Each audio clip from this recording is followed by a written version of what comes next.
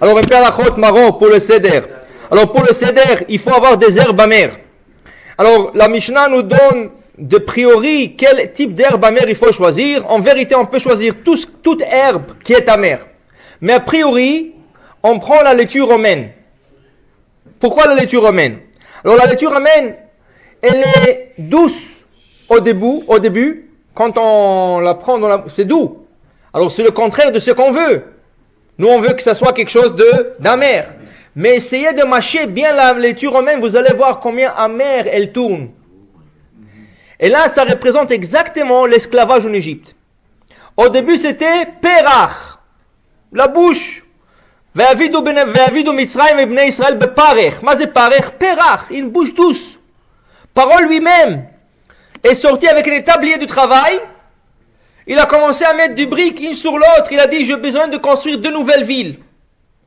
Quand la communauté juive a vu ça, que Parole lui-même travaille, ils ont dit alors, on va pas être de bons citoyens, on va pas aider au roi. Alors ils sont sortis travailler. Dès qu'ils ont travaillé une journée, à la fin de la journée, ils les ont attrapés, ils leur ont dit, écoutez, dorénavant, toute la quantité que vous avez fournie aujourd'hui, ça va être obligatoire. Alors ça a commencé avec Perach, une bouche douce, Parech, Perach, qui est une bouche douce, et c'est tourné Paro, la mauvaise bouche, qui veut dire le dictateur. C'est lui qui tourne. Et c'est exactement la laitue romaine. C'est la signification de Paro. Paro. Pera, une mauvaise bouche.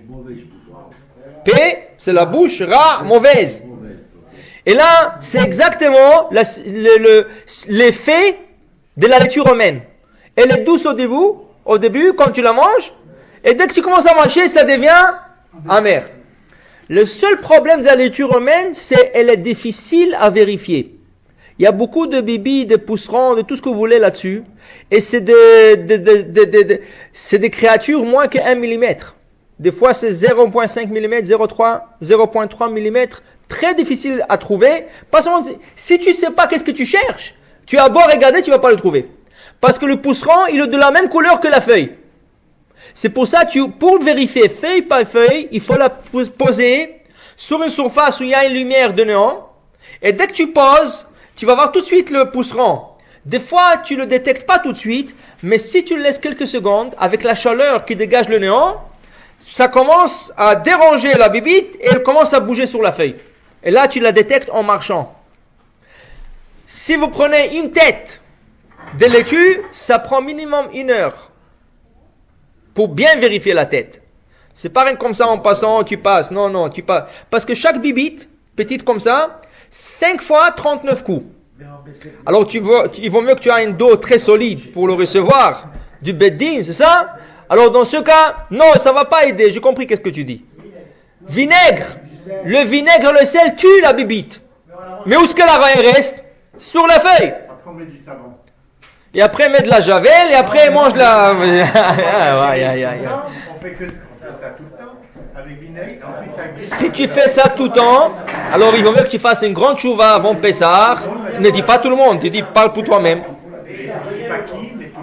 Ça va. Donc, alors ça... Très bien, comment ça a changé tes coutumes et tes habitudes avant Pessah? Ça prend 3 quarts d'heure. C'est ça. Moi je dis 1 heure, j'étais gentil. Toi tu dis 3 quarts d'heure, tu t'approches. Ma technique, c'est 3 quarts d'heure. Alors pour 1 quart d'heure encore, tu t'approches à ma technique. Non, mais il paraît que c'est très correct. Fais-le. Tu sais quoi, on va faire un petit test. Fais-le. Emmène-nous la feuille et on va la vérifier ici devant tout le monde. Chaque bibite qu'on trouve, on t'accroche ici.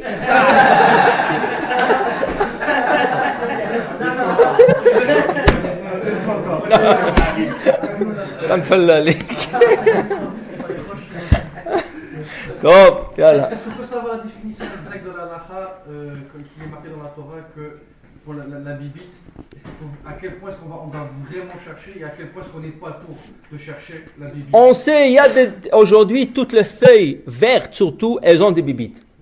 C'est pas les épinards, elles sont infestées de bibites. Les épinards, c'est incroyable combien de bibites il y a. C'est ça? La laitue romaine. C'est ça?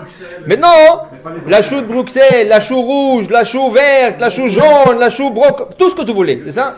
Le brocoli, c'est infesté. L'autre, le vert là. Pas le vert, le blanc, la chou-fleur. Chou-fleur aussi? On teste encore? Ah, ok.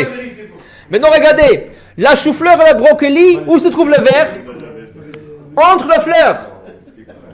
Alors, il y en a qui disent, on va la chou-fleur, on va la brûler. Tu es bon à la brûler. Mais la bibite reste à l'intérieur. La seule manière de cachériser la chou-fleur et la brocoli, c'est enlever la feuille. Et laisser que le tige. C'est la seule manière. Parce que sinon, tu enlèves la fleur au complet. Tu laisses les tiges. Parce que sinon, c'est impossible de la vérifier. Impossible. Impossible. Parce que les bibites sont dedans. Le système, c'est de ne pas manger. C'est le seul système. Sauf. Chez les traiteurs, on trouve. Encore, tu commences avec